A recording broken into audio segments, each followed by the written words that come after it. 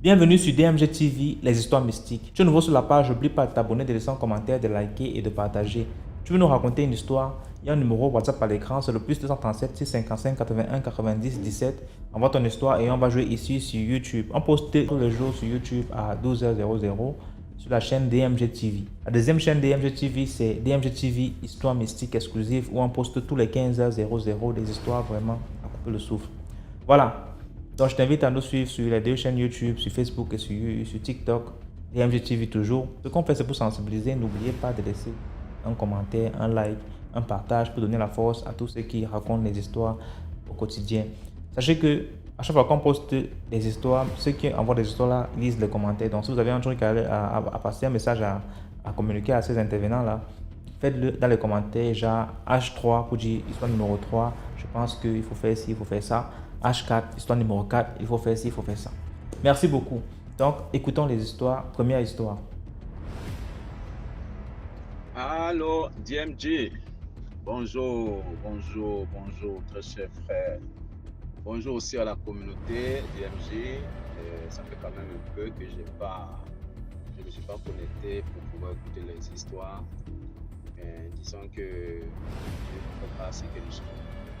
Comme d'habitude, on dit toujours partager, liker et raconter aussi des histoires, ce qui peut permettre aussi à certains d'être sauvés et ce qui peut rendre aussi certains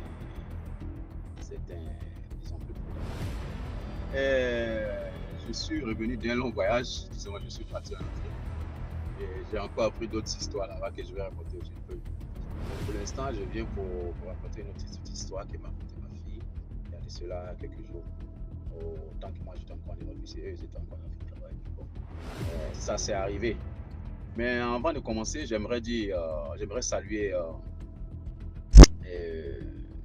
comment il s'appelle déjà qu'est-ce que je disais? Comment elle s'appelait déjà? La sœur Sabrina. J'ai écouté une des histoires, je crois que c'était l'histoire 176, histoire numéro 3. L'épisode 173, histoire numéro 3. Où la sœur en question s'est présentée, elle a dit qu'elle aime vraiment bien ce nom-là, que c'est Sabrina, c'est de l'Ouest. J'ai dit c'est ma sœur aussi, parce que moi aussi je suis de l'Ouest, c'est Léonidas. Elle disait comme ça que dans la présentation, juste pour rire, elle saluait, elle est la sœur jumelle de Léonidas. Bon, je ne sais pas s'il y a une autre Léonidas dans la famille DMJ, et ça m'a fait un peu tiquer et puis un peu rire. Donc, je profite aujourd'hui pour ramener aussi le bonjour à la sœur Sabrina. C'est ton frère jumeau aussi, c'est vraiment moi le façon dont tu parles. Parce que moi aussi, je suis de l'Ouest, de Mans précisément. Voilà, de Mans où on a vraiment grandi, on a vraiment eu beaucoup d'histoires là-bas. Donc, c'est vraiment, du coup, disons, peut-être en racontant une de mes histoires elle a dû se chanter chez elle. Voilà. Bien, c'était un peu ça la parenthèse. Maintenant, l'histoire qui m'a raconté ma fille, la plus grande, elle disait que c'était dans les environs de... C'était en quelle année déjà? En 2001-2002. 2001-2002. Voilà, c'était le réveillon. Donc, du coup, les jours où tout le monde essaie de sortir, je vous avais raconté déjà une histoire où je disais la nuit, tous les chats sont gris. Voici encore un autre exemple de cela. Et ça, c'est ce qu'elle m'a dit la dernière fois. Et pendant les fêtes de la nouvelle année, parce qu'elle vivait encore avec la grand-mère, elle a demandé à la grand-mère, tiens grand-mère, franchement j'aimerais, après l'église, on aimerait sortir un peu avec les amis, aller se promener un peu, parce que quand c'est cette nuit-là, disons, dans la nouvelle année, vraiment il y a beaucoup de choses qui se passent, il y a beaucoup de monde dehors, tous les enfants, on ne dort pas en fait, ils ne dorment pas eux aussi. Voilà, nous on est passé par là et aussi les enfants ils en ont parlé. Donc la grand-mère a donné elle a validé la petite sortie des enfants en disant comme ça, attention, vous y allez, mais tâchez de ne pas rentrer trop tard. Ne revenez pas au petit matin et essayez de rentrer un peu plus vite. Elle dit non, on va pas trop loin, on va juste dans le petit maquis qui est là avec les amis. Parce qu'elle était déjà grande, elle avait, je crois, en ce temps, elle avait 16 ans, 17 ans. Avec ses petits camarades, ses camarades du quartier là, qui connaissaient bien la grand-mère les connaissait bien. Donc ils se sont ramassés, comme on dit chez nous, et ils sont partis. Mais sur le chemin, ils ont changé de projet. C'est ce qu'elle a dit. Sur le chemin, les garçons ont dit, mais écoutez, au lieu qu'on aille dans le restaurant qui est là, et si on allait un peu plus, celui qui est juste à la sortie. Je précise que l'histoire s'est passée à Bobo. À Bobo. Du coup, ils ont dit oui, oui, à un commun accord, ils ont décidé oui, d'aller dans le restaurant parce que celui-là était vraiment plein. Il était plein à craquer puisqu'il était carrément un peu en ville. Donc, ils ont décidé comme ça d'aller à celui qui est un peu plus le prochain quartier. Du coup, mais bien avant d'y arriver, il faut quand même emprunter quelque chose, un taxi ou quelque chose de ce genre. Mais selon elle, c'était pas trop loin. Tu vois, si tu voulais, tu pouvais prendre un taxi. Maintenant, comme c'est la nuit, et tout le monde sort, bon, certains profitaient du marché, tu rencontrais des gens qui causaient, qui bavardaient, les gens sont ivres, ça crie ici, ça chante, voilà, bonne année, et chacun avance, quoi. Donc, elle, je crois qu'elle disait qu'ils étaient 3 filles et 3 garçons. Voilà. Et parmi eux, il y avait un grand frère, donc le quatrième, le plus grand, c'est lui qui vivait sur. C'est pour ça même que la grand-mère acceptait cette petite sortie-là. Parce qu'il y avait le grand frère du quartier à l'intérieur qui les accompagnait aussi. Bon, disons, le grand frère, il était légèrement plus âgé que j'ai lui, devait avoir peut-être 24 ans, 25 ans. Voilà. Donc, ils sont sortis tous ensemble. Elle a dit comme ça que, je vais l'appeler A dit comme ça que, tiens, pendant qu'on marchait, on a croisé une jeune fille qui était là, qui pleurnichait. Bon, pour elle, apparemment, elle a trouvé bizarre. Donc, ils se sont rapprochés. À quelques mètres, la jeune fille pleurait, elle pleurnichait. Bon, quand ils sont arrivés, elles se sont rendues compte qu'elle était sous un lampadaire, mais juste à côté de lampadaire, c'est-à-dire il y avait une petite lumière qui frappait, c'est-à-dire le résidu de la lumière projetée par le lampadaire et reflétait sur la peau de cette femme. Mais elle dit, franchement, si tu vois cette jeune fille qui est assise là, tu te demandes, mais qu'est-ce qu'elle fait là? Une fille claire, belle, parce qu'elle a eu même à causer avec eux. Belle, beaucoup de cheveux, mais elle est assise là, en train de pleurer. Donc, le grand qui est parmi eux a demandé, mais ma chérie, bonjour, mais qu'est-ce qu'il y a? Pourquoi tu pleures? Certains disaient, ça c'est une histoire de gourmet, sûrement, son gars l'a plaqué parce que c'est la nuit. Et dans ce temps-là, quand il y a des fêtes comme ça, c'est un plaque. Donc, en fait, il monte à leur petite copine ou à leurs petits amis pour aller vers autre. Donc, elle disait ça entre elles. Elle a fait dit non, que, au fait, elle veut aller dans une certaine direction. Et figurez-vous que c'est dans la même direction qu'eux, mais seulement que son transport pour emprunter n'arrive pas. Elle avait, je crois, pour y partir, il fallait 200. Elle avait techniquement parlant 150. Donc, il lui manquait 50 francs. Du coup, ma fille dit, bon, attends, il te manque 50 francs. Bon, la nuit, là, elles essaient de faire la collecte, mais qui a 50 francs parmi vous? Ok, comme il te manque 50 francs, c'est pas un problème. Donne-nous, parce que nous, on n'a pas de 50 francs. Donne-nous tes 150, nous, on va te donner 200. Et le grand franc en question parmi les jeunes filles a fait sortir les 2 pièces de 100 francs. La fille dit, elle refuse. Elle a besoin de 50 francs. Elle lui dit, mais attends, tu dis que tu as besoin d'emprunter 200 pour aller là-bas. Bon, tiens les 200, c'est comme si on te faisait la monnaie là. Donne-nous tes 150, ça te fait tes 200 et tu empruntes. Elle dit non. Et elle se remet encore à pleurer. Et parmi ces deux-là, le grand frère dit, bon, écoutez, si elle ne veut pas, c'est que ce n'est pas la peine. Et ma fille disait, tiens, laissons-la. Parce que moi, je ne comprends pas. Tu dis que tu as besoin de transport. Tu veux 50 francs. Bon, pour compléter ton transport, pour qu'il arrive à 200. Bon, on te donne tes 200, tu nous donnes les 150, tu refuses. C'est que tu sais ce que tu veux faire, tu sais où tu veux aller. Bon, nous, on s'en va. Donc, ils se sont ramassés, ils sont partis comme on dit. Et quand ils sont partis, eux, ils avaient refusé de prendre le taxi. Ils ont marché, ils ont croisé plusieurs mondes, ils ont causé jusqu'à ce qu'ils sont arrivés. Quand ils sont arrivés dans le restaurant en question, le restaurant bar, bon, ils ont pris des sucreries, ils ont mangé, c'était la fête, tout le monde dansait. Au retour, quand ils revenaient, figurez-vous qu'ils ont croisé la même fille à la même position qui continuait toujours à pleurnicher. Elle continuait toujours à pleurnicher. Et le plus grand parmi eux a dit, tiens, mais c'est pas la même fille qu'on a croisée là. Et il y a l'autre qui suivait le plus grand là, que je vais peut-être appeler X. X disait comme ça, bon écoutez, moi je vais lui demander qu'est-ce qui va pas, tout ça. Les gars disent, Joe, il fait nuit, bon, il commence à faire jour. La grand-mère a dit qu'on devait rentrer à telle heure, donc il est aux environs de 3h, 4h du matin maintenant.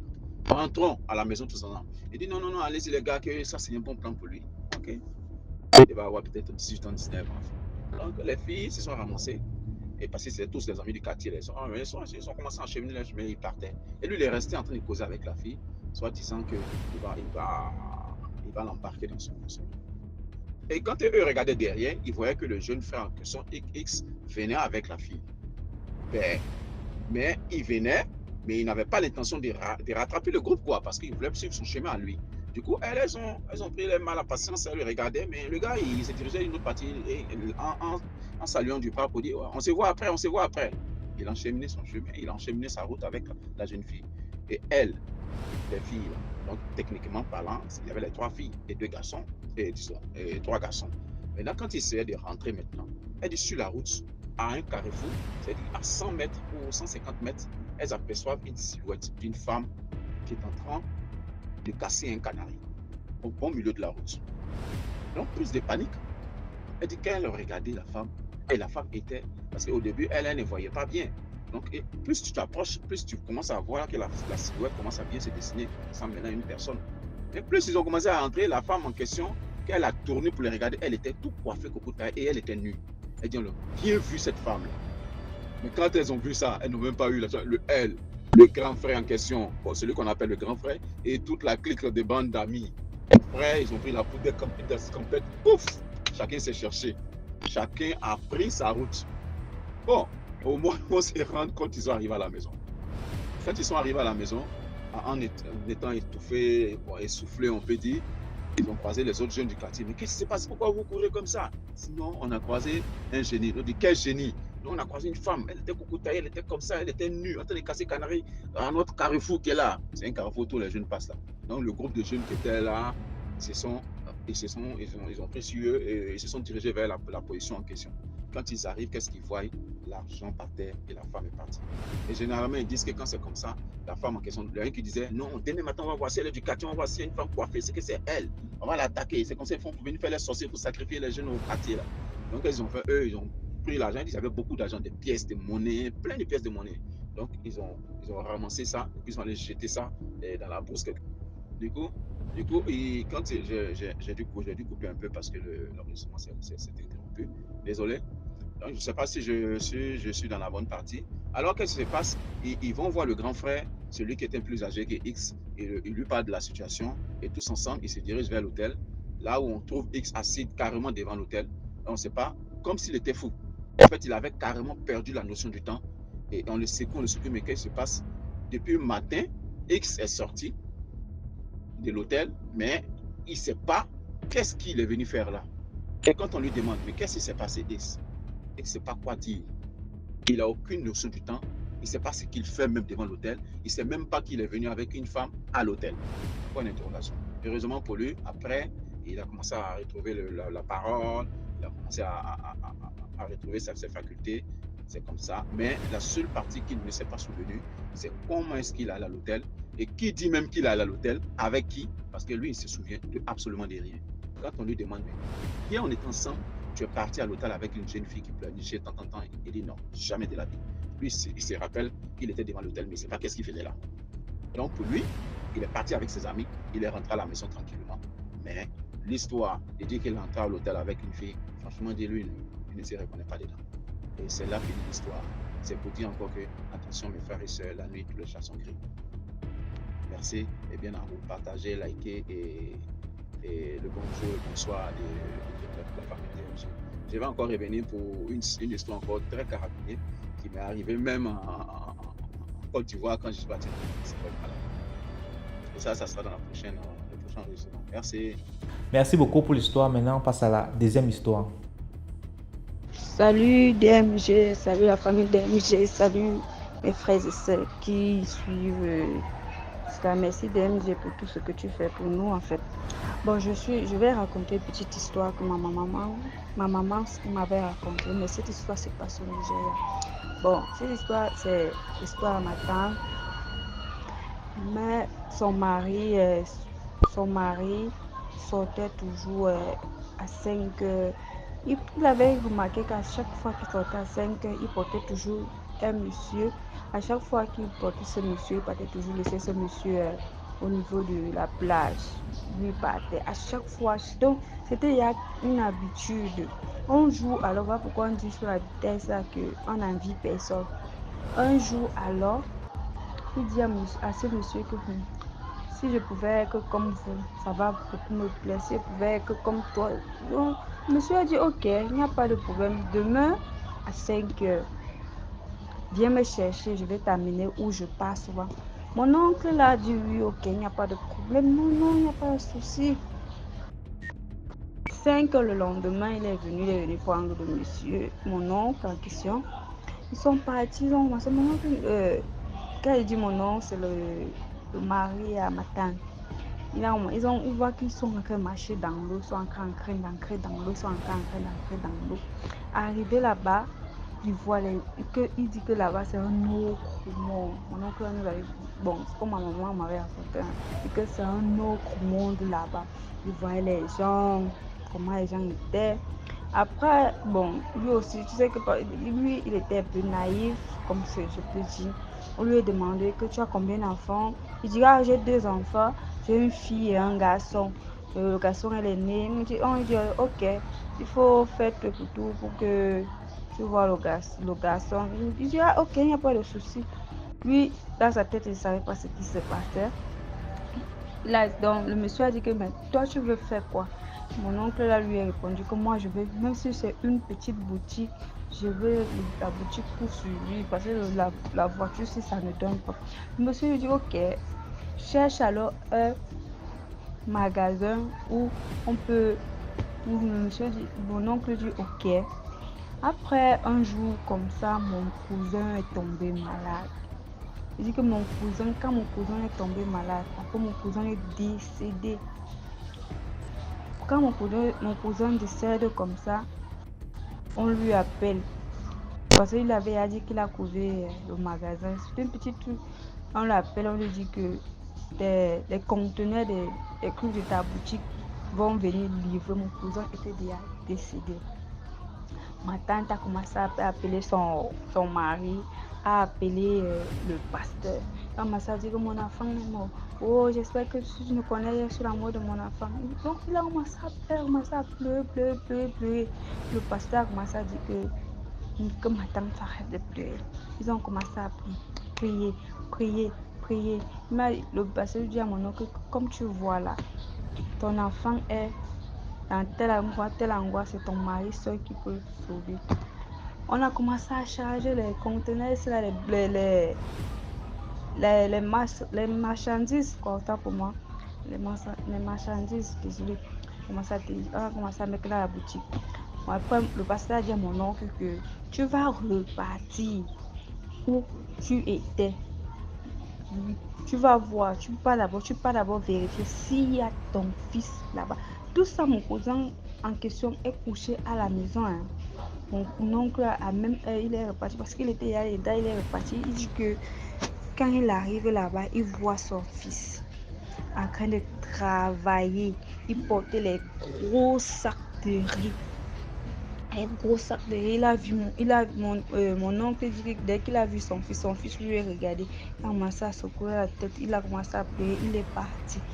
Après, il est rentré. Dès qu'ils ont fini de faire ce qu'ils ont d'habitude, je ne sais pas ce qu'ils sont en train de faire là-bas, d'habitude de faire, il est rentré, il est venu dire au pasteur. Le pasteur lui a dit que tu vas faire ceci, tu vas prendre ça, tu vas faire ceci, tu vas faire tout et pour tout d'arrêter la main de ton garçon et fuir. Parce que si tu fais ça, ton fils ici derrière va rester, se réveiller. Mon oncle a dit que ok. Le lendemain, il y a des choses qui se passent sur la terre. Le lendemain, mon oncle est parti. Il a tout fait. Il a arrêté la main de son fils. Ils ont commencé à courir.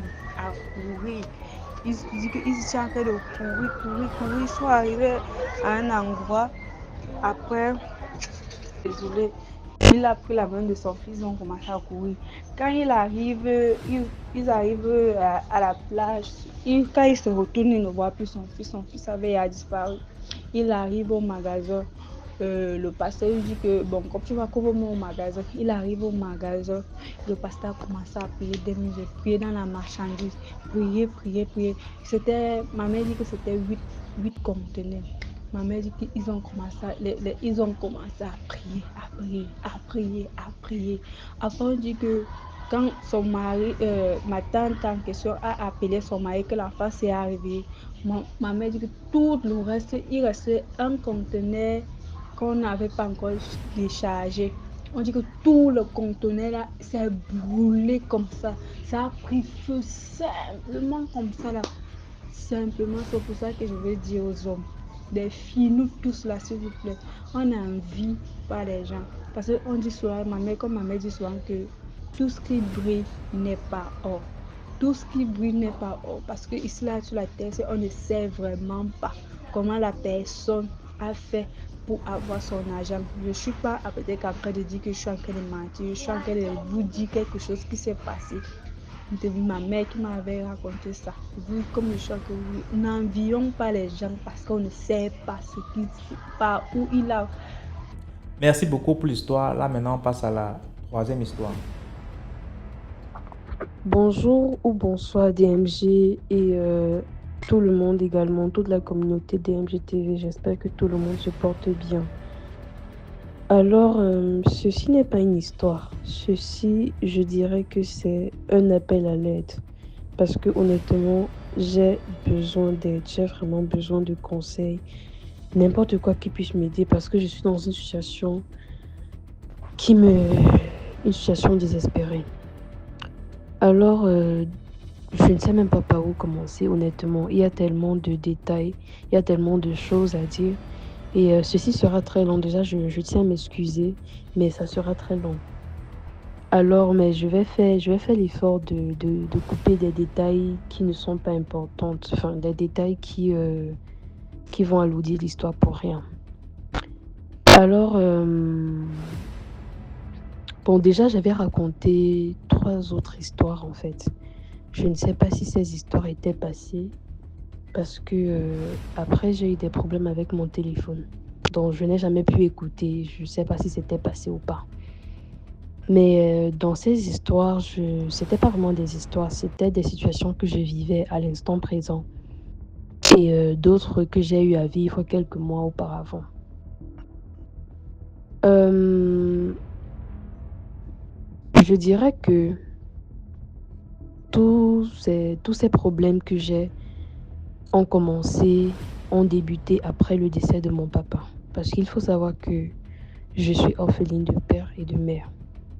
Et vraiment, on va dire que ma vie a basculé après le décès de mon papa. Parce que après son décès, vu que j'avais déjà perdu ma maman, je me suis retrouvée seule, je me suis retrouvée en train d'être tiraillée des oncles et des tantes. Je me suis retrouvée au milieu des problèmes de famille. Je me suis retrouvée au milieu de tellement de désordre dans la famille. Il y a un oncle qui m'a récupérée. Je suis allée vivre avec lui. Enfin, après l'enterrement au village, je ne suis même pas retournée chez moi. Parce qu'après l'enterrement au village, directement, cet oncle-là m'a prise. J'avais 11 ans. Donc j'ai 21 ans aujourd'hui. Il m'a prise et nous sommes allés vivre chez lui, où ça se passait extrêmement mal. Je pense que j'ai fait 13 ans. J'ai fait à peu près 11, 12 ou 13 ans là-bas chez lui. Et honnêtement, ça se passait... Qu'est-ce que je raconte? Pas 13 ans. Enfin, j'ai quand même fait au moins plus de 10 ans chez lui.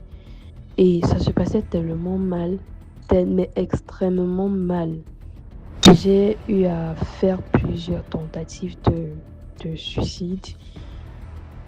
Et je me suis beaucoup fait du mal en fait. Et ce sont des trucs que personne n'a compris parce que j'avais 11 ans et il y a tellement de choses qui se sont passées. J'ai vécu tellement de choses traumatisantes que aujourd'hui, à l'heure actuelle, je suis très distante. On va dire que j'ai des séquelles en fait. J'ai des séquelles de tout ça. Raison pour laquelle déjà, je tiens à dire que la santé mentale est très importante. La santé mentale est très importante. Ok. Après avoir vécu chez cet oncle, en fait, lui, il me prenait chez lui. J'étais comme un investissement. Malheureusement, il s'attendait à avoir quelque chose, mais avec tous les problèmes qu'il y a eu dans la famille, il n'y a jamais rien eu. Tout était bloqué, franchement, tout ce qui concernait mon père était bloqué de partout. Ce qui fait que moi-même, au jour d'aujourd'hui, je n'ai jamais vu les 1 franc de mon père. Alors, il a compris que vraiment c'était voué à l'échec et donc, il n'arrivait plus à s'occuper de moi. Après, quand je suis arrivée à l'université, j'ai fait 1 an à Soir. J'ai fait 1 an à Soir et pendant ce temps, les gens de la famille, parce qu'il faut savoir que mon côté maternel et mon côté paternel, c'est 2 mondes différents. Donc les gens de mon côté maternel, eux, ils n'ont pas trop d'argent. Or, le côté paternel, ils ont quand même assez d'argent.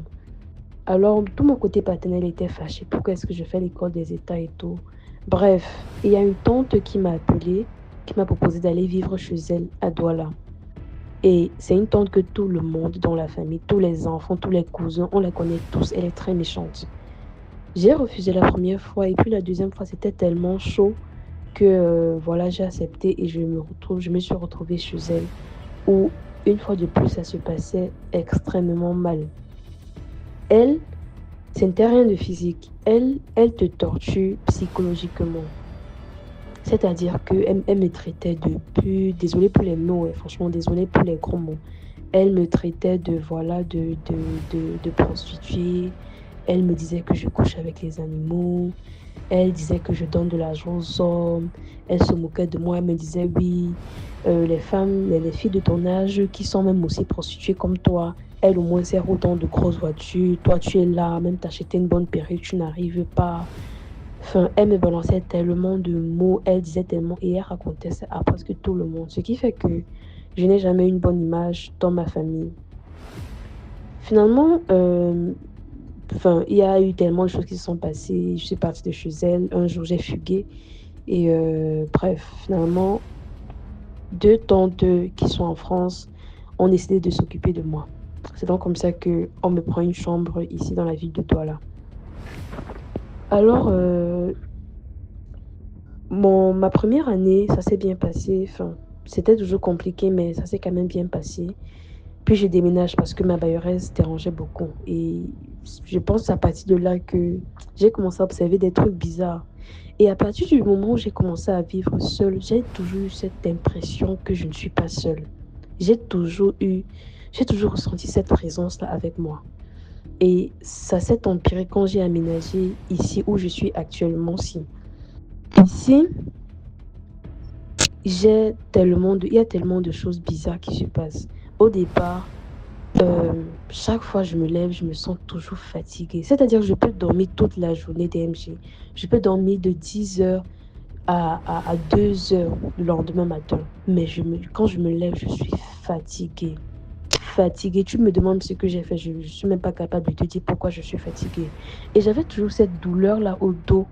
À chaque fois que je me lève pour faire des travaux, pour peut-être laver les assiettes ou pour cuisiner, j'ai cette douleur-là au dos. J'ai l'impression que je suis en train de porter. Vous voyez des femmes qui ont les grosses fesses là. On dit souvent que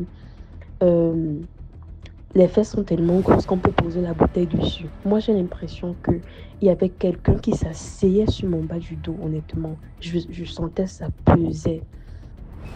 Alors, il y avait toujours des trucs qui se passaient, des trucs bizarres qui se passaient. Dans l'autre maison, par exemple, je peux rester, je suis en train de cuisiner parce que l'autre maison était quand même un peu grande. J'avais la chambre à part, la cuisine à part, les douches à part et un balcon. Alors quand je suis à la cuisine, par exemple, il y a des fois où je suis à la cuisine en train de cuisiner et on coupe parce qu'on coupait beaucoup le courant. On coupe le courant et puis j'entends une voix qui fait... Je vous promets, quand quelqu'un est à côté de toi, quand la personne fait les bruits à côté de toi, tu sais, quand c'est une voix qui est un peu lointaine, genre peut-être le voisin et tout, il y a quand même le mur qui sépare et tout, tu vas savoir que oui, c'est le voisin et tout. Mais je vous promets que déjà, dans cet immeuble-là, les chambres étaient assez éloignées l'une de l'autre. C'était assez éloigné.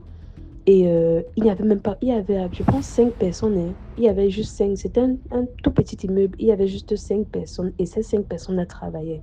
Donc, ce sont des gens qui sortaient constamment et rentraient le soir et tout. On coupe la lumière, j'entends.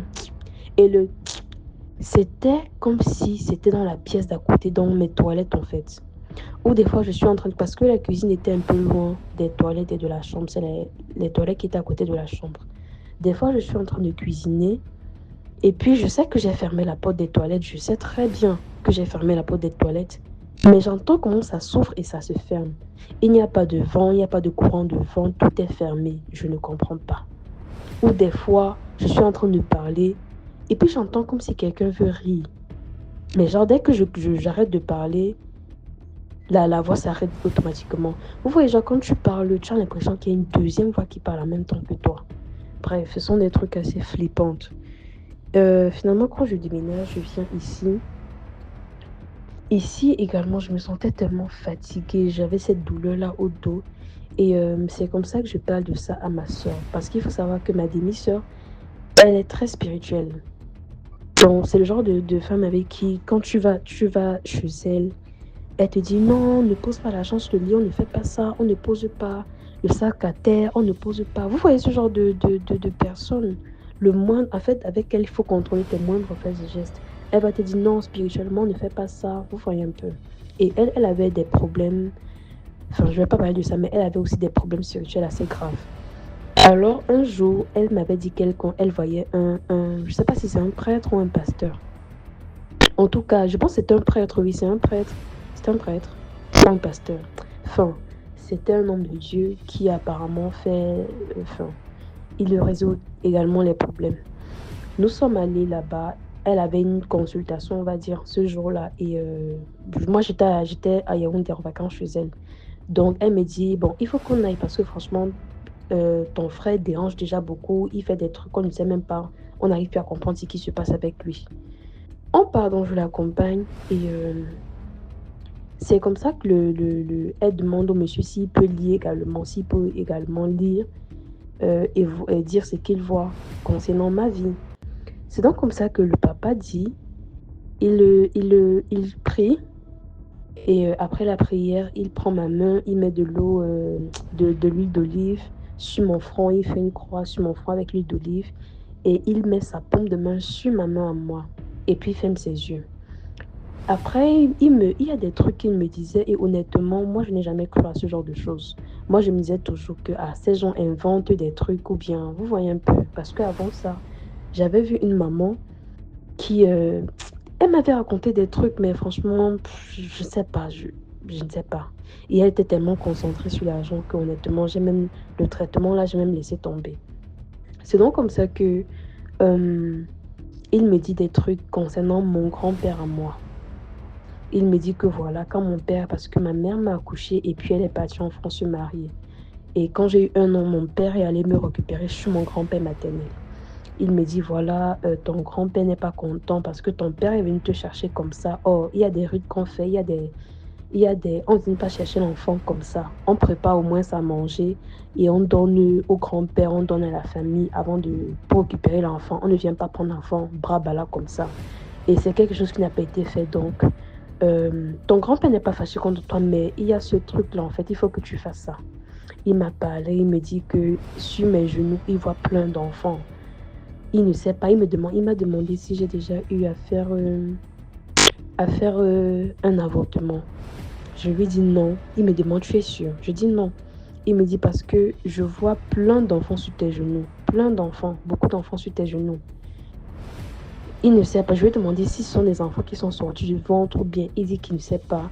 Mais de toute façon, ils sont sur mes genoux. Il a l'impression que ce sont des enfants qui sont sortis de mon ventre, en fait. Et ça s'explique. Je vais vous expliquer pourquoi. Après, il m'a parlé de plein de trucs. Il m'a parlé de mon père. Il m'a dit que voilà, mon père n'est pas décédé de cause naturelle. Et ça, tout le monde le sait. Tout le monde. Ça, c'est quelque chose que tout le monde le sait. Et il m'a parlé de plein de trucs. Et il m'a dit que où tu vis là, je vois les gens derrière toi. Tu n'es pas seule, tu ne vis pas seule. Je dis non, je vis seule. Il me dit non, madame, tu ne vis pas seule. Je vois des gens.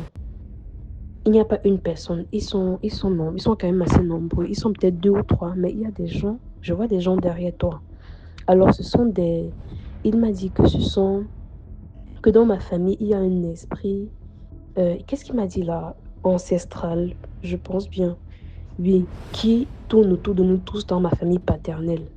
Et que c'est comme ça, c'est chez tout le monde, dans cette famille-là. Il y a ces esprits-là qui tournent autour de nous.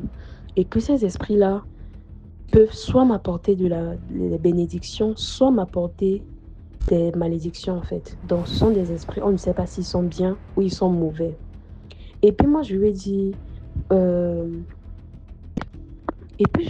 que mais comment ça? Parce que c'est vrai que moi je sens souvent la présence, mais je m'assure toujours de laver ma chambre avec de l'eau bénite, je prie, je fais des bains et tout. Et à l'entrée de ma porte, je mets toujours le sel. Et puis il rit. Il me dit, de la manière que je suis en train de rire là, c'est exactement comme ça que eux ils sont en train de rire quand ils te voient en train de faire tout ça. Ce sont des esprits ancestrales, ça se dit non, je pense. Enfin, ce sont des, si je dis mal, vous me corrigez. Ce sont des esprits ancestrales. Ce ne sont pas des petits esprits comme ça là que voilà, ils sont juste venus au point jour et tout, que tu peux les arriver avec le sel. Non, ceux-ci sont dans la famille. Et ce sont des esprits, quand on dit des esprits ancestrales, ce sont des esprits qui sont là depuis des générations et des générations. Donc ce n'est pas avec le sel et l'eau et peut-être mes prières que je vais les chasser, parce que même la prière, il y a un niveau de prière en fait. Ta prière forcément ne va pas fonctionner parce que voilà, toi tu pries juste comme ça et tout, tu n'as pas forcément la foi et tout. Donc, il y a tellement d'autres, il y a des choses à faire en fait. Ce n'est pas juste la prière et tout ça. Peut-être qu'ils sont en train de prier en même temps que toi. Ils sont en train de se moquer de toi quand tu es en train de faire tout ceci et tout là. Alors, et il m'a dit, voilà, au niveau de tes reins, je vois un objet bizarre. On a attaché un truc au niveau de tes reins. Et puis, je suis en train de me dire, attends un peu. Peut-être c'est pour ça que j'ai constamment mal au dos, au dos. Je me sens comme si je pèse et tout. Et ça, je me suis dit dans mon cœur, et je ne lui ai pas dit, je me suis dit ça dans mon cœur. Il m'a dit, voilà, il voit un objet, il voit un truc qu'on attache autour de mes reins. Et ce truc-là, à la longue, si ça reste là, au fur et à mesure, c'est en train de me déranger. Et à la longue, si ça reste là, ça va m'empêcher de faire des enfants. Et honnêtement, j'ai remarqué ça, que je n'ai même pas besoin de me protéger. J'ai l'impression que je n'arrive pas à faire d'enfants. Je n'ai même pas besoin de me protéger. Il y a des fois où j'ai eu des rapports et voilà, je ne me suis pas protégée, je n'ai pas pris de précautions et je me suis rappelée après et je me suis dit, voilà, j'ai commencé à paniquer et tout, mais rien. Et après, à chaque fois, ça m'est arrivé 2 fois. Et à chaque fois, je pense toujours à ce que ce papa avait dit. Alors, une fois, j'ai même fait exprès. Je me suis dit, ok, je vais courir le risque. D'être tombée enceinte. Mais il faut que je vérifie ça. Parce que aller à l'hôpital, faire les examens des trompes et tout ça, je n'ai pas d'argent. Parce qu'on m'avait parlé de 50 000. Donc, honnêtement, je n'ai pas d'argent. Alors, je me dis, ok, s'il y a l'enfant, il n'y a pas de problème. Je vais gérer. L'enfant est une bénédiction, je vais gérer. J'ai eu des rapports non protégés et puis rien. Rien. J'ai bien calculé que ok, je vais attendre. J'ai fait ça 2 fois, rien. Ce qui me fait penser que voilà, je sais pas, j'ai l'impression que je n'arrive pas à faire d'enfant. Bref, ça c'est... Et récemment, je sais pas, je me sens... Honnêtement, avant de faire ce voice, j'étais en train de pleurer.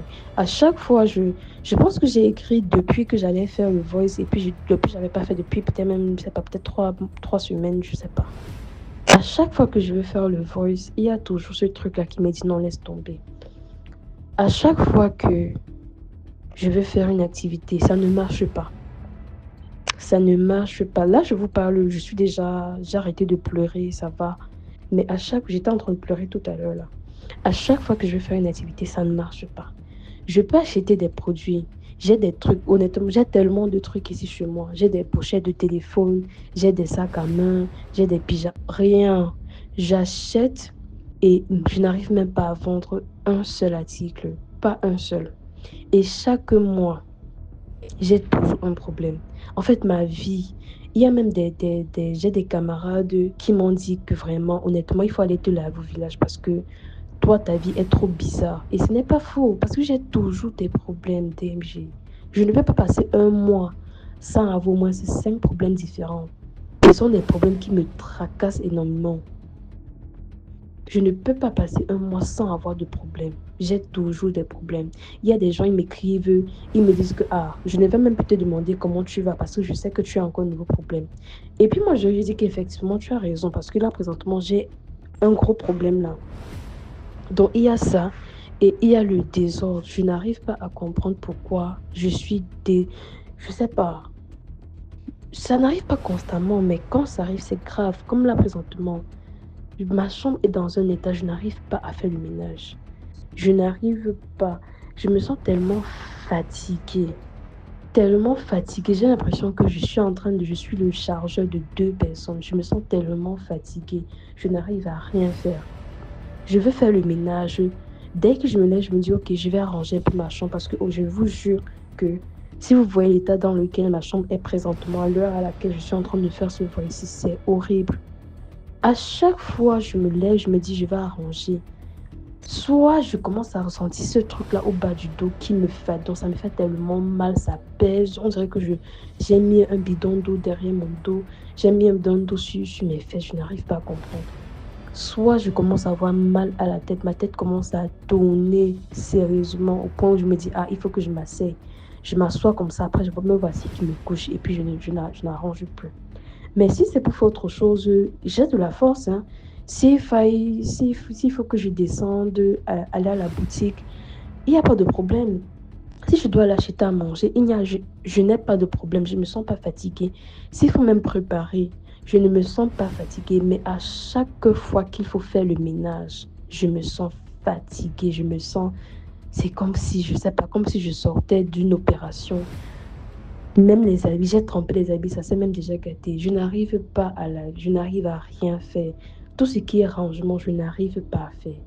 Et quand je suis dehors, je me sens bien. Mais à chaque fois que j'entre ici, je me sens extrêmement triste. Je me sens tellement mal, je me sens comme je n'importe quoi. Je me pose souvent des questions, mais ma vie, c'est même à quoi? Je passe mon temps à souffrir. Je fais tellement de choses, je fais tellement de business, honnêtement, je ne suis pas sûre que je connais une personne comme moi. Je fais tellement de choses dans ma vie. Il y a quel site en ligne pour gagner de l'argent où tu ne vas pas voir qu'il y a mon email où je me suis inscrite. Il y a quel business que je n'ai pas déjà fait. Je n'ai pas déjà vendu quoi. Je n'ai pas fait quel genre de nourriture pour vendre. Je n'ai pas fait quel genre de pâtisserie. Je n'ai pas vendu quel genre d'article. Honnêtement, j'ai tellement fait des trucs. Mais rien ne va. Rien, absolument rien ne va. Absolument rien ne va.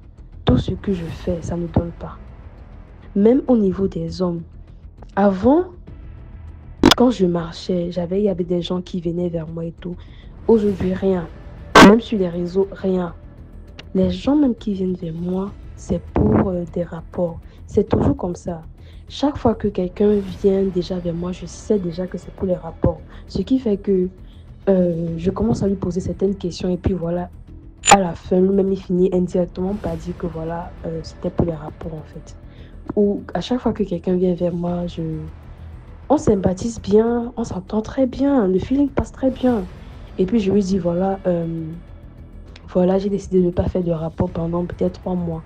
Cette personne-là ne m'écrit plus après. C'est là que je comprends que la personne était là pour ça. En fait, c'est seulement ça. Les gens viennent vers moi seulement pour ça. J'avais une meilleure amie avant et sa mère également est une femme spirituelle. Sa mère ne me connaît pas. Sa mère a déjà entendu parler de moi. Elle m'a déjà vue même une fois, mais elle ne sait pas que c'est moi. C'est-à-dire qu'elle sait qu'elle ne me connaît pas. Donc, on s'était vu au baptême. Donc, elle a vu plein de gens. Elle ne sait pas qui est qui, elle ne sait pas qu'elle m'avait vu. Mais ma meilleure amie, mon ex-meilleure amie là, déjà qu'elle et moi, on ne parlait plus trop. Mais elle m'écrit cette semaine, elle me dit, honnêtement, ça fait déjà plusieurs semaines que ma mère me parle de toi. Est-ce que tu vas bien? Je suis là parce que je suis dans une situation tellement désespérée. Je ne sais pas si je vais fréquenter l'année qui arrive si honnêtement, je suis dans une situation, je ne sais même pas quoi dire en fait. Alors, elle me demande, est-ce que tu vas bien? Je reste comme ça, je ne sais même plus quoi répondre à ce genre de questions. Je lui dis, ah, honnêtement, pauvre, ça peut aller, hein. Elle me dit, parce qu'il y a ma mère ne fait qu'insister, elle ne fait que me demander si tu vas bien. Elle me dit qu'elle voit tellement d'ondes négatives autour de toi, elle voit tellement de négativité autour de toi. Elle me demande de t'aider de faire des bains et tout. Et je fais les bains. Je fais les bains, mais rien. C'est vrai que je ne fais pas constamment, mais rien. C'est un peu comme cette sensation-là. À chaque fois que je veux prier, il y a un truc en moi qui me dit ne prie pas. Si tu pries quelque chose où quelqu'un va apparaître devant toi, ne prie pas, ne prie pas. C'est toujours comme ça. Je veux prier. Quelque chose me dit, si tu fermes l'œil pour prier, je vais apparaître ici, là. Si tu fermes l'œil pour prier, je vais apparaître ici. Ne prie pas, ne prie pas. Si tu fermes l'œil, telle personne va apparaître. Ne prie pas. Des fois, je force même. Quand je commence à prier, le sommeil me prend. Je me retrouve en train de dire de ces bêtises au Seigneur. Vraiment, qu'il me pardonne. Honnêtement, je ne sais pas. Moi, le genre de personne, je marche même en route. On me regarde après, paf. Genre, quelqu'un peut me fixer en route. Je ne sais pas. Quelqu'un peut me fixer en route. Et la personne a l'air de penser que, ah, voilà une belle fille et tout. Mais subitement, après, le visage de la personne se froisse. Je ne comprends pas. Honnêtement, je suis dans une situation où, à 21 ans, j'ai les problèmes des pères, des mères de 50 ans. Je ne sais même plus de quoi faire, en fait. Je ne sais plus quoi faire. Je ne sais plus quel business faire. Je vais commencer l'école en novembre. Je suis censée commencer l'école en novembre. Je ne sais même pas comment je vais faire. Je ne sais, honnêtement, je ne sais même pas quoi faire. Je suis bloquée. Peu importe ce que j'achète pour vendre, ça ne passe pas. Peu importe ce que je commercialise, ça ne passe pas. Peu importe quelle activité, quel travail je décide de faire, rien. Je ne sais plus, honnêtement, je ne sais plus. J'ai vraiment besoin d'aide. Je ne sais plus. Et avant, j'avais tellement l'impression que, voilà, je savais déjà que je ne vivais pas seule. Ce qui fait que, des fois, quand je rentre, moi, j'avais déjà dit, ok, je vais accepter ça. Il m'a dit que si si le sel ne les fait rien, le sel et les prières ne va rien les faire, ne va pas les chasser. Ah, il a dit que ce sont des esprits de la famille et que des fois, ils peuvent me faire du bien comme des fois, ils peuvent me faire du mal. Honnêtement, je ne sais plus quoi faire. Je sais que et je me trouve en train de parler à eux comme s'ils étaient des gens qui sont présentement en face de moi. Je dis souvent, ah, je sais que vous êtes là. Pardon de me fatiguer pour aujourd'hui parce que je commence déjà à me sentir extrêmement fatiguée. Pardon. L'énergie que vous sucez là, ne sucez pas trop aujourd'hui, pardon. Donc des fois, je commence souvent à parler comme ça là. Des fois, mon ventilateur peut être en train de tourner. Je suis à la douche et puis ça s'arrête. Et puis je dis, pardon, remettez le ventilateur. Le ventilateur commence à tourner. Je parle, on dirait que je suis folle, mais je ne suis pas folle. Et ça, ce sont des choses que je ne peux pas dire. Je ne peux pas expliquer à quelqu'un parce qu'on ne va pas me comprendre. On ne va vraiment pas me comprendre. Donc c'est un peu ça que j'ai dit. Je ne sais pas si quelqu'un a des conseils. Ne me parlez pas de bain parce qu'honnêtement, que ce soit le bain avec le flou de girofle, j'ai fait. Que ce soit le bain de sel simple, j'ai fait. Bain de sel avec citron, j'ai fait. Il n'y a pas quel bain que je n'ai pas fait. Ne me parlez pas des prières parce que je prie. Quand j'ai la force, c'est vrai que je prie très rarement. Mais quand j'ai la force, même si je prie pas, je lis même les psaumes en fait. Donc honnêtement, je suis perdue. Je suis perdue. Tout à l'heure, avant de faire le voice, je me sentais tellement mal. Je sais même plus comment, je sais même plus quoi dire. Je me sentais extrêmement mal. Des fois, je dors, je me lève le matin, je me dis merde, je me suis réveillée, pourquoi? Donc, si quelqu'un a des solutions en commentaire, ou bien je sais pas que la personne m'aide, je n'ai pas l'application YouTube, ce qui fait que je ne peux pas m'abonner. Je peux juste aller sur Safari et taper YouTube et DMGTV. Et puis voilà, enfin, quand j'entre même déjà sur YouTube, c'est la première chose qui apparaît parce que chaque jour, je ne peux pas passer un jour sans suivre les histoires mystiques. Donc, merci de m'avoir écouté. Et ceux qui ont des solutions, franchement, je suis ouverte à toutes les solutions. Et je n'ai pas d'argent. Ne me dites pas, viens me voir. Je vais te faire les bains. Honnêtement, je n'ai pas un franc. Donc, Merci beaucoup pour l'histoire. Maintenant, on passe à la quatrième histoire. Bonjour DMG, la famille, la team. J'espère que tout le monde se porte bien. Je m'excuse parce que avec le changement de saison, c'est pas facile. Le chaud, la pluie, ça fait bizarre. Donc je reviens aujourd'hui avec la suite, un des épisodes qui constitue le fameux voyage pour Bembis. En fait, c'était une longue histoire. Au début, il fallait que je plante juste le décor. On va faire comme notre Miss du Sud. Elle a trouvé la bonne tactique. Faut pas que ce soit long et celui qui croit, croit, celui qui croit pas. Bon, voilà. Comme je disais, mes frères, mes cousins, machin, qui étaient commissionnés par ce fameux Diakité, si on se souvient bien. Alors, après tout ce cinéma, tous ces crevaisons, tous ces machins et tout, je rentre, je prends le temps. Là, je vais faire asseoir mon frère, disons mes deux grands frères, le 23 ans et le 17 ans, 18 ans. Là. Je leur demande, qui est ce fameux Alhaji Diakité? Qui est ce monsieur? D'où vient-il? Pourquoi il vous utilise? Pourquoi il vous envoie? Vous ne trouvez pas qu'il est pas normal? Vous ne voyez pas ces bagues magiques? Il met tout le monde sous emprise quand il passe ces bagues-là comme ça, il parle devant vous, il secoue ses bagues devant vous, on dirait qu'il est en train de vous mettre sous hypnose et tout, on dirait qu'il fait des incantations, vous n'avez pas remarqué ça?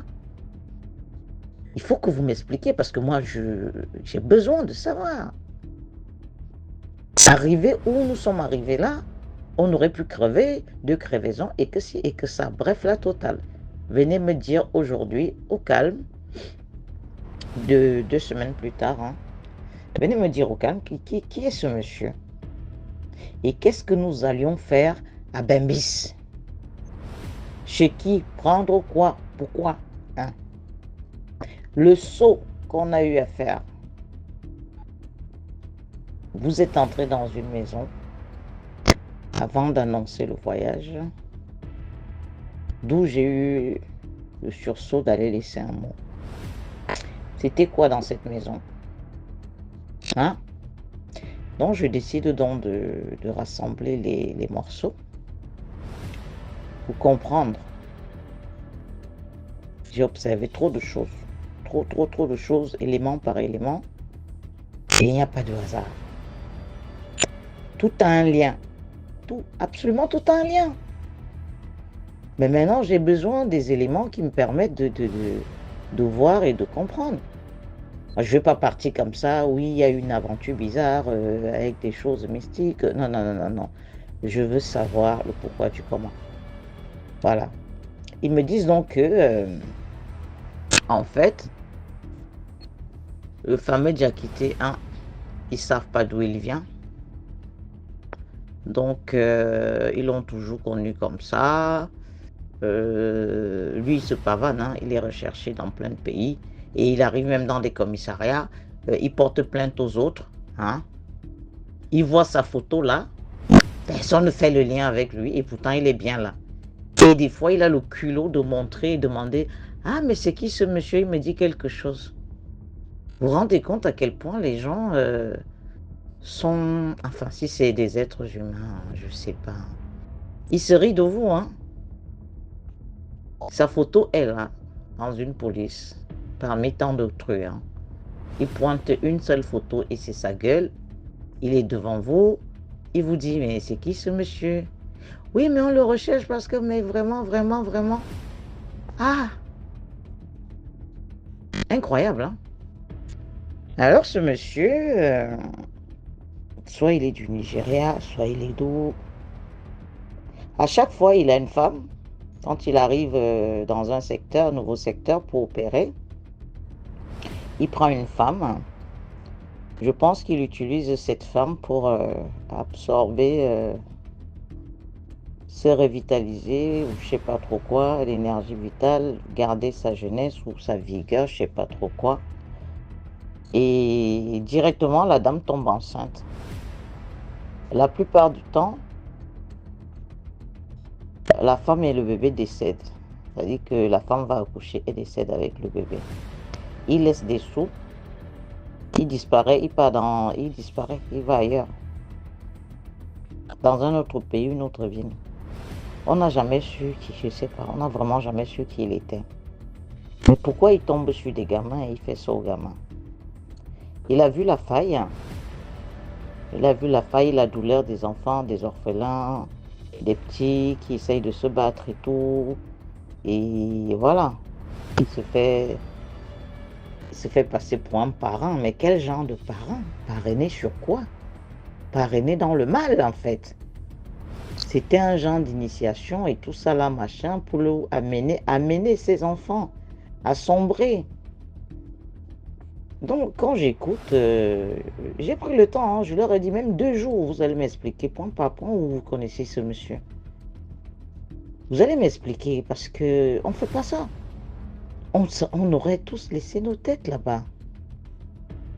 Qui est ce monsieur? Donc, ils me disent que ce matin-là, c'était la veille, hein, parce que le monsieur, ce genre d'individu vous prend de court. Il ne vous laisse pas le temps de cogiter. Ah, venez. Bon, j'ai un petit voyage à faire pour vous. Bon, ok, avant d'aller dans ce voyage-là, allez à telle adresse, appelez tel monsieur. J'ai une affaire avec lui. Et comme j'ai pas le temps, qu'il cause avec vous, qu'il vous montre ce qu'il a à vous montrer et vous allez me faire part. Voilà donc la première connerie. Étant dans le fameux taxi de Poli, ils descendent, ils se garent devant une maison. Et moi, je fais une crise de panique. Je me mets à crier, mais vraiment une crise de panique. Je ne veux pas que la voiture s'arrête devant cette maison. Que Poli dégage, qu'il la gare ailleurs, qu'il la gare ailleurs. C'est pas bon. Je commence à faire une crise comme ça, là. Et Poli, qui lui, il est toujours calme, il est toujours dans ses vapes et tout. Il est tellement innocent dans l'histoire. Je me dis, mais on ne peut pas faire taxi, on ne peut pas faire chauffeur étant aussi... Hein? Il faut être vif, il faut avoir l'œil du faucon, il faut lire entre les lignes. Non, tout pour lui, c'est d'une normalité, d'une... Il ne voit pas le danger, en fait, pour lui. Il ne voyait pas le danger. Et des fois, c'est aussi bien, en fait. C'est aussi bien. Ça épargne le mec. Les gens qu'on croit être comme ça, là, un peu dans les vapes, Dieu marche avec des gens, quoi, en fait. Donc, ce qu'ils étaient allés faire dans cette maison, à ce qui paraît, ils ont trouvé un couple. Oui, bonjour madame, bonjour monsieur. On vient de la part de Diakité, elle a dit machin. Ah oui, venez. Ah oui, il nous a dit que ses enfants arrivent là et tout. Et venez, on va vous montrer de quoi on parle pour que après vous puissiez lui dire que tout est en place.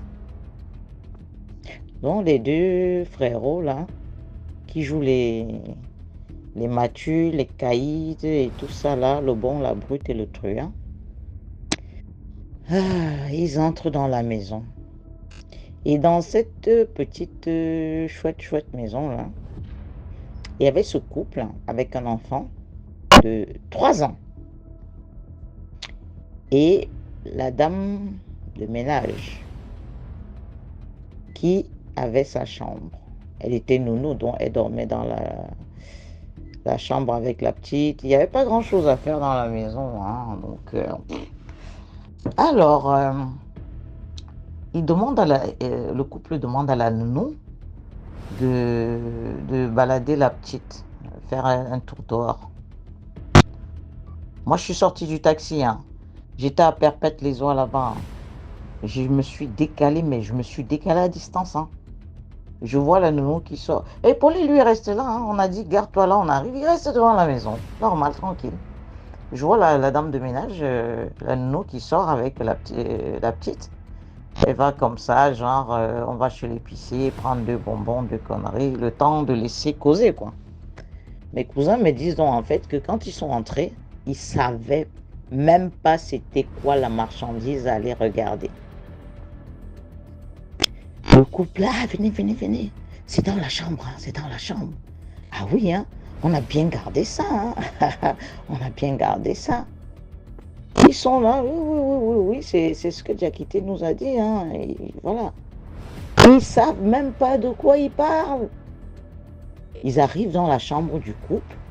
Le couple demande au plus grand là, de mes frérots de rester derrière la porte.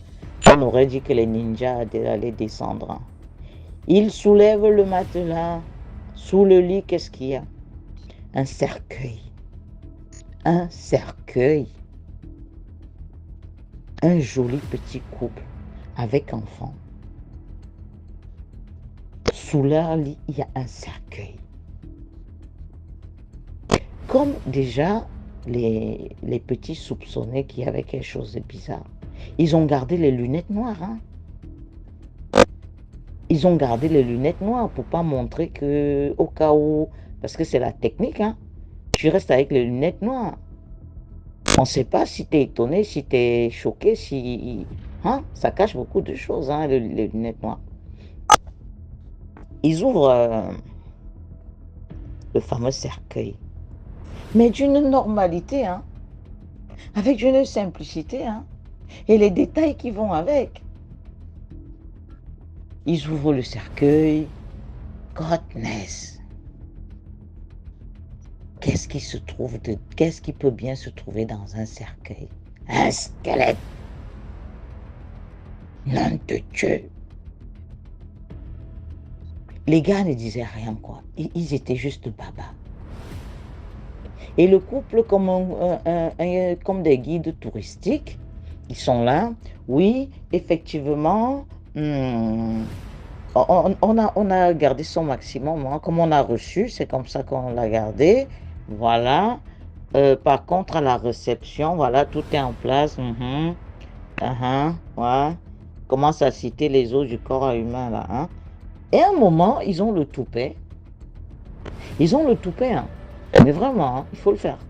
De s'arrêter à un niveau d'une phalange pour dire, toucher, hein, et montrer aux gamins. Par contre, cette phalange-ci, là, hein, de cette main, on l'a perdue pendant le transport. On a déjà fouillé l'intérieur, on ne sait pas où elle est passée, la phalange. Donc, tout est en place et tout. Il fallait qu'on vous montre ça pour confirmer, parce que Diakité n'a pas le temps, il voyage beaucoup et tout. Oui, effectivement, notre boss n'a pas le temps, il voyage beaucoup. On a vu, ok, on va rendre compte que tout est en place. Et... Dites bien qu'une phalange, oui, on dira. De toute façon, on pense pas qu'une phalange, ce soit bien grave, quoi. Mais on ne sait jamais, les enfants, on ne sait jamais, hein. Sérieux?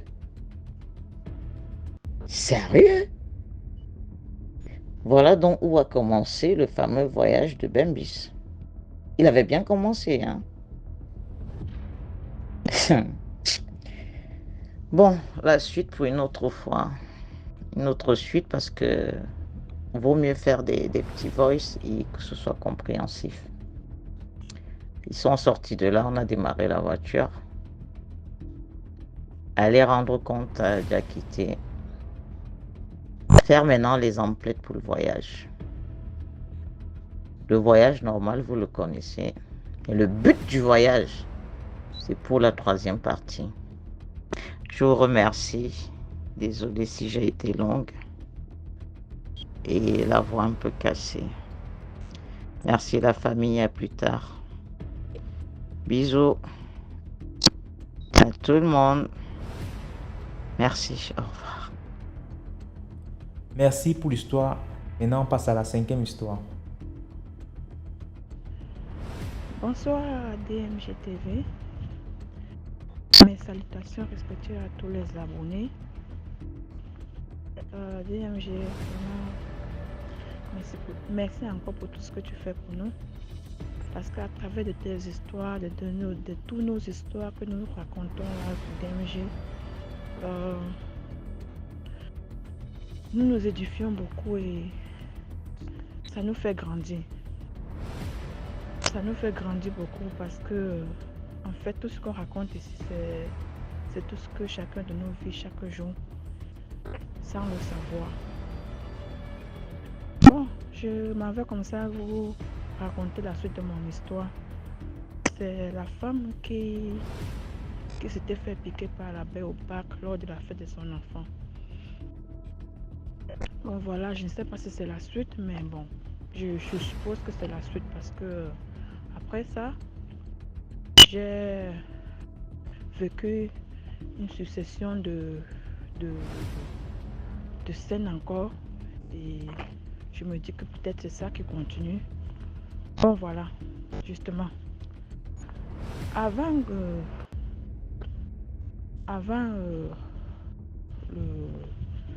la scène qui s'est passée au parc, j'avais mal au bras du côté droit, toujours le côté droit. J'avais mal au bras du côté droit pour une période, je dirais, plus d'1 an. Ce bras me faisait tellement mal, tellement, au point où on pensait que c'était les nerfs sciatiques. Parce que c'est pas que ça faisait mal tous les jours, mais bon, quand ça me faisait comme une crise. De temps en temps, quand ça commençait à me faire mal, alors là, ça me faisait vraiment mal. Ça faisait vraiment mal. La dernière fois que ça m'avait fait mal, c'était toujours l'année passée là. Et ce jour, je pense que mon mari a même voulu m'amener à l'hôpital. Seulement la crise est passée, je lui ai dit laisse, je vais observer. Il a même appelé des amis pour dire qu'il ne comprend pas, pour se renseigner sur les nerfs sciatiques, comment est-ce que ça peut faire aussi mal. Au point où je pleurais comme ça. Et voilà. Et je me suis résolue d'attendre, d'observer. C'est passé. Et après la fête de l'enfant, comme je vous avais expliqué la dernière fois, 1 mois après, j'étais au travail. Je faisais ma pause de 30 minutes. Une pause de 30 minutes. Et je caressais mon poignet droit, toujours le côté droit. Je caressais mon poignet droit comme ça. J'ai arrêté mon poignet droit et je ressens que j'ai un gros bouton là-bas. Je me dis, waouh, quel est ce bouton? Je tourne, vu que je ne pouvais pas voir juste que c'est derrière le poignet. Je tourne donc je regarde. Mais le bouton est là. Noir, tout noir, avec le bout comme s'il y avait comme s'il y avait le pus dedans, le bout de ça, tout blanc, comme s'il y avait le pus, mais le bouton en lui-même est noir. J'ai dit, j'ai commencé à regarder sur Google les maladies de la peau, parce que quand je l'appuyais, il ne bougeait pas, il ne bougeait du tout pas. J'ai dit, mais bon, quel est ce bouton? Tu l'appuies. C'est vrai, il montre le bout tout blanc et en bas il est tout noir, mais le bout est blanc. C'est comme s'il y avait le pus. Tu appuies et rien ne sort. C'est quelle histoire? Et bon, j'ai dit ok. De temps en temps j'appuyais. J'appuie, rien ne sort. C'était au mois d'octobre, après la fête de septembre là. Et un jour j'ai dit bon, je devais prendre les congés à la fin du mois d'octobre jusqu'à début novembre. Et j'ai pris la résolution d'aller voir un médecin dermatologue pour qu'il essaie de voir ce que c'est quoi. Et bon, voilà, un lundi. Vu que moi, je suis quelqu'un que je suis beaucoup les trucs sur les réseaux sociaux, bon, sur YouTube même, parce que sur YouTube, j'aime écouter les prédications, Quand il s'agit de trucs de Dieu, n'importe où, là, je suis moi là. J'écoute. J'écoutais un pasteur congolais qui parlait de la sorcellerie, des fusils nocturnes, les flèches qu'on peut tirer aux gens comme ça, et ça, il savait que ça devient autre chose. Il parlait des choses comme ça. Aïe! Ce jour-là, j'étais vraiment en train de prendre mon bain pour après me rendre chez le docteur. Lorsqu'il a parlé comme ça, je me suis dit, ok, ça a sonné dans ma tête comme ça. Quand j'ai dit, mais le monsieur s'est dit quelque chose là. On peut voir comme ça que ce que j'ai sur le poignet là n'est pas un truc simple, hein. C'est comme ça que j'ai parlé. Alors dès que j'ai fini de prendre mon bain, je suis allée m'asseoir avec la serviette autour de ma taille sur mon lit. Je vous assure, j'ai appuyé le bouton. Rien ne bougeait, le bouton ne bougeait pas comme d'habitude. Rien, ça ne faisait pas mal, ça ne bougeait pas, rien. Il y a une voix qui m'a dit intérieurement, continue d'appuyer. J'ai donc continué, j'ai appuyé. Je voulais déjà m'arrêter, la voix m'a dit, continue. J'ai continué. J'ai dit, ok, j'appuie de toutes mes forces, j'ai appuyé. Mon Dieu, qu'est-ce qui est sorti de... Je vois un truc sorti là, comme un tout, comme le genre de... Comme les trucs qu'on met... avant au village, on utilisait les fusils lors des funérailles comme ça. Comme les balles, comme une balle. Une petite balle. Merde. Avec le bout pointu comme ça. Je vais d'ailleurs t'envoyer la photo DMG. Tu vas voir la photo de mon bras et la photo, l'objet en question. L'objet même. Parce que j'avais directement fait la photo. Aïe, moi j'ai commencé à trembler comme ça, comme une feuille. J'ai dit, merde, ça c'est quoi ça? J'ai directement déposé ça sur quelque part. J'ai fait la photo directement. J'ai tourné l'appareil, j'ai filmé mon bras. J'ai envoyé à mon mari, il n'était pas à la maison. Je lui ai dit, voilà ce qui est sorti dans mon bras, dans mon poignet. Il dit, c'est sorti de ton corps. Je dis, oui, c'est sorti de mon corps. Je tremblais comme ça, comme une feuille. Parce que ça m'avait effrayé. Je dis, comment est-ce que quelque chose comme ça peut être dans le corps de quelqu'un et je suis là, je vis avec un objet dans mon corps comme ça. C'est comme ça que il est rentré là, dit, ok, emballe ça dans un papier, tu me gardes, je veux rentrer voir. J'ai emballé ça quelque part. Il est rentré le soir, il était dépassé. Et il a appelé sa maman. Vu comme je vous ai dit, mes parents ne vivent plus. Bon, c'est ma belle famille parfois, quand quelque chose me dépasse, c'est ma belle-mère. Je l'appelle et puis je l'en parle. Et ma belle-mère me dit, mets ça dans le sel. Mets ça dans le sel, tu emballes. Tu vas pour voir ce que c'est. J'ai mis ça dans le sel et j'ai emballé. J'ai attendu 2 jours. J'ai ouvert le papier blanc là. C'était dans un mouchoir. J'ai ouvert ça. Le sel avait rongé l'objet. Rongé, puisque c'était tout noir. Mais c'était toujours là. Alors je me suis décidé de brûler. J'ai brûlé. J'ai mis dans un plat aluminium. J'ai brûlé. Ça avait beaucoup de peine. Mais quand même, ça a fini par se brûler. Je me suis dit, waouh. Regardez. Qu'est-ce qui se passe? J'ai envoyé la photo à ma grande soeur, envoyé à mes cousines. Tout le monde était déplacé. Mais tu peux vivre, comment tu peux vivre avec un truc comme ça dans le corps et ça ne te fait pas mal? Je me suis dit, bon, c'est sûr que c'est ça qui me faisait mal au bras depuis plus d'1 an et demi. Et pour finir, c'était sorti sur mon bras, sur mon poignet en bouton. Je me dis, je ne sais pas où, c'était quelque chose qui était là-bas depuis. Et je ne m'étais pas rendu compte que j'avais un bouton là-bas. Et ça me faisait mal. Et c'est comme ça que, depuis ce jour, je n'ai plus jamais eu mal au bras. En dehors du bouton que je vous ai dit, qui est installé toujours du côté droite sur mon cou. Et que lorsque parfois je mets le sel, ou avec l'huile d'olive, avec le sel, ça me fait mal. Mais sinon, lui-même en question, il ne fait pas mal. Hein. Il est là. C'est seulement quand je le touche, je ouin avec l'huile d'olive, le sel, que l'huile, il réagit. Par contre, ce truc-là sur mon bras ne réagissait pas, ça ne me faisait pas mal. Je peux dire que peut-être c'est ça qui me faisait mal, qui me donnait le mal, parce que le bras, quand ça commençait à me faire mal, ça me faisait vraiment tout le bras jusqu'au cou, ça me faisait mal. Parfois, quand la crise commençait vraiment, je pleurais, ça me faisait tellement mal. Mais ça fait 1 an aujourd'hui, je vous assure, j'ai plus jamais eu mal au bras. Plus jamais. Comme pour vous dire, le mystique que moi-même je ne croyais pas avant, ça existe. Vraiment, croyons à toutes ces histoires qu'on raconte ici. La suite viendra, je vais vous raconter la suite parce que des histoires, mes propres histoires, j'en ai beaucoup à vous raconter. DMG, je vais t'envoyer la photo à l'appui, la photo de l'objet en question.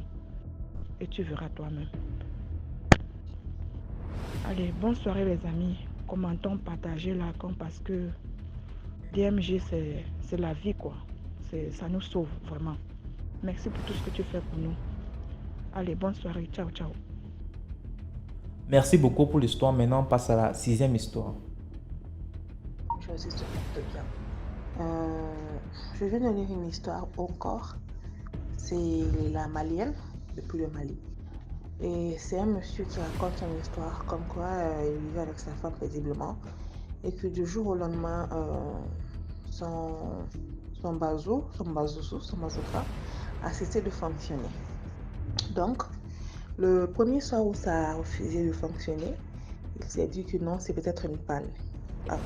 Donc, il a réessayé le lendemain. Il n'a pas pu encore. Et donc, il est donc allé voir des marabouts et des charlatans. Et il est allé voir même un qui lui a dit pour que son bazooka puisse se lever à nouveau, il fallait qu'il soit pénétré par lui. C'est-à-dire qu'il fallait que le marabout le pénètre. Il dit qu'il a fui et que partout où il est parti aussi, on a évoqué le nom de sa femme. Que c'était à cause de sa femme qu'il était devenu impuissant. Et du coup, finalement, il est allé, il a voulu contacter un maître spirituel puissant.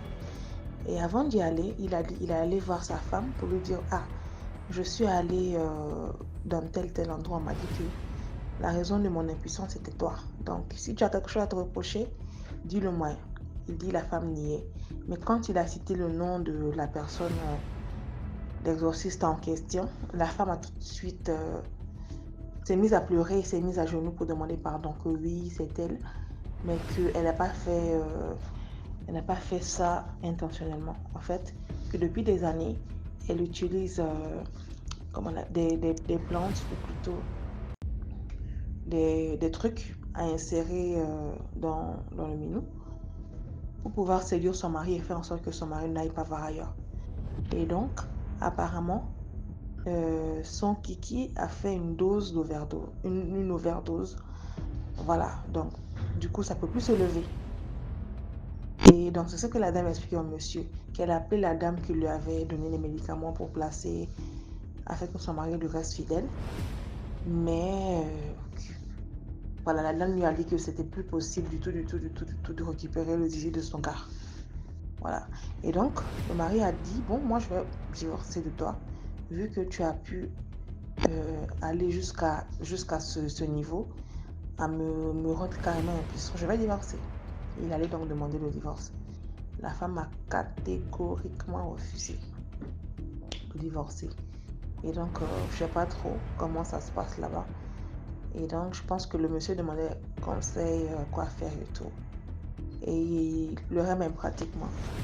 C'est ma petite histoire de ce soir. Bisous à tous.